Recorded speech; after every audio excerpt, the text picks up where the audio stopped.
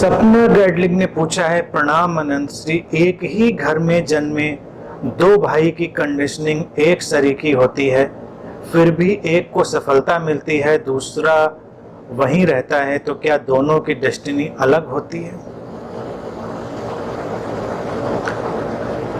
देखो, जो body mind, जो शरीर मन आया है वो एक उपकरण है। बाहर जो घटनाएं, जो सब घटनाक्रम चल रहे हैं जिनसे वो कंडीशनिंग बनती है, वो किस तरह की बनी होगी इसके बारे में ठीक ठीक कहा नहीं जा सकता। वो जो उपकरण है उसको कैसे ग्रहण करेगा इसे कोई ठीक ठीक नहीं जानता। इसीलिए लोगों की जो जीवन यात्रा है वो भिन्न होती जाती। बिल्कुल एग्जैक्टली वो उपकरण एक ही जैसा काम करें ये जरूरी नहीं है। इलेक्ट्रॉनिक उपकरणों में भी तो ऐसा नहीं हो पाता। एक ही फैक्ट्री में बने हुए एक ही जैसे गैजेट, कोई जल्दी खराब हो जाता है, कोई लंबा चलता है। बनाया सबको एक ही फैक्ट्री में गया, तो उस गैजेट में भी देखें बनते बनते भी कुछ ना कुछ थोड़े बहुत भेद पड़ जाते हैं। ह्यूमन मैकेनिज्म, जो मानवीय संरचना है वो बहुत जटिल है। उसको किसी भी गैजेट से हम कंपेयर नहीं कर सकते। वो बहुत ही इंट्रिकेट है, बहुत ही गूढ़ है। तो हर व्यक्ति का शरीर मन अपने में अनूठा है, यूनिक है। एक ही घर में भले पैदा हुए हैं, लेकिन ये एक केमिकल रिएक्शन की तरह है, इसीलिए अस्तित्व अलग अलग अभिव्यक्तियां करता है। ये हर शरीर मन तुम देखो एक अलग किस्म की अभिव्यक्ति है। तो अस्तित्व को कोई रेप्लिका बनाने में तो रुचि है नहीं। भले ही वो एक घर में है, लेकिन वो अभिव्यक्ति का तल फर्क हुआ है। तो चूंकि अभिव्यक्तियां अलग अलग ढंग से आएंगी, उनका स्वीकार करना सबके अंदर अलग अलग होगा, तो उससे बदलाव आएंगे। हर शरीर मन की जो यूनिकनेस है वो बाहर के घटनाक्रम को अपने ढंग से एब्जॉर्ब करेगी। उस एब्जॉर्ब करने से लोगों की जीवन यात्रा बदल जाएगी। तो इसीलिए लोगों को लगता है एक ही घर में पैदा हुए, एक ही जैसे संस्कार हुए, एक तो सज्जन बन गया, एक माफिया बन गया, एक साधु बन गया। ऐसा कैसे हुआ?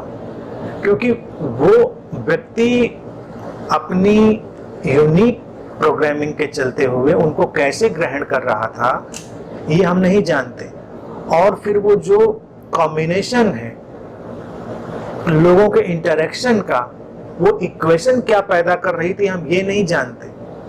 इसीलिए तुम देखो कि जब हम समाज में इंटरेक्ट करते हैं, लोगों से हम संबंधित होते हैं, मुखातिब होते हैं, तो एक ही व्यक्ति एक व्यक्ति के साथ अलग हो जाता है, दूसरे से इंटरेक्ट करता है अलग हो जाता है, क्योंकि वो दो लोगों की इक्वेशन उसको कुछ और बना देती है। दो लोग यहाँ पर जब मिलते हैं तो एक तीसरा पैदा हो जाता है, इधर भी और उधर भी। ये एक मिस्टीरियस कॉम्बिनेशन, इक्वेशन, रहस्यमय समीकरण जीवन में चलता रहता है। इसीलिए कई बार किसी के लिए भी कोई धारणा बड़ी पक्की नहीं होती। लोग कहेंगे नहीं नहीं वो व्यक्ति ऐसा है, वो कहेंगे नहीं ऐसा नहीं, हमारे साथ तो ऐसा है। हाँ, वो हर किसी के साथ उस कॉम्बिनेशन में फर्क हो जाएगा।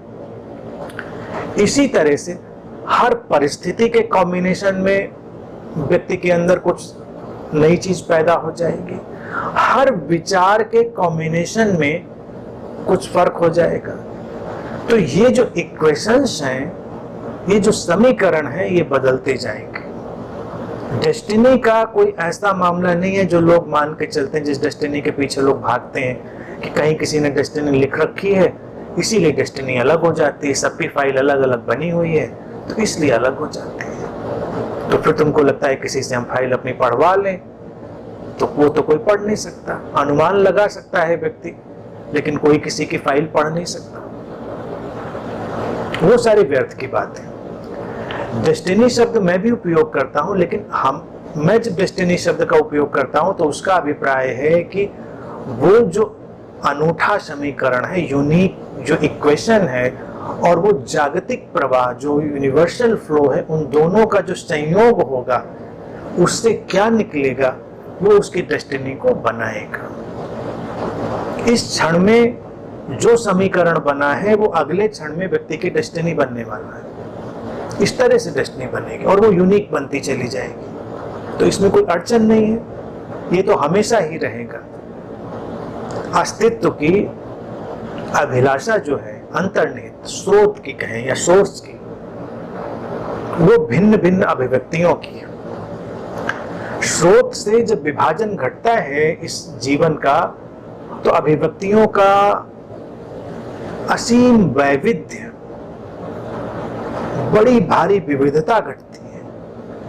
इसलिए हर व्यक्ति के अंदर तुमको विविधता का कोई अलग रंग मिल जाएगा और यही इस जीवन का सौंदर्य भी है और यही जीवन का रहस्य भी है।